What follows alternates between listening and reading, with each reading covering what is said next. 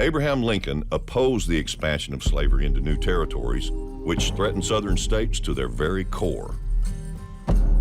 The South needed to move west so that it could offer land to all of its white men. And if the South didn't figure out some way to promise all white men a chance at prosperity, their civilization would implode. So as soon as Lincoln was elected, the South really saw itself as being strangled. On December 20th, 1860, South Carolina seceded from the Union. Lincoln was not voted in on a popular vote. He won the Electoral College vote.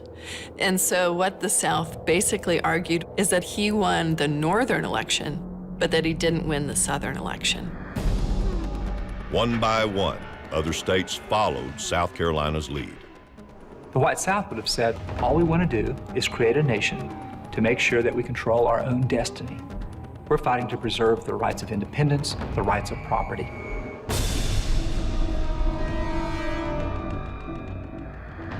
We see those rights under assault by this new abolitionist party.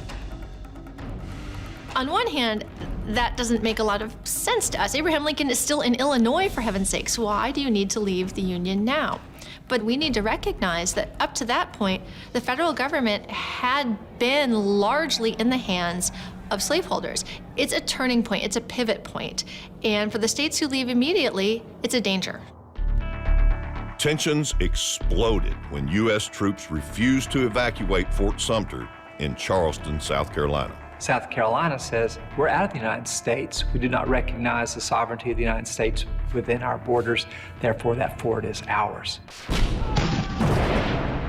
On April 12, 1861, Confederate troops opened fire, and the Civil War began. Those shots were the first in an attempt to seek liberty from the tyranny of the North. One fort, one battle, but they split the country in two and impacted millions of lives for generations to come.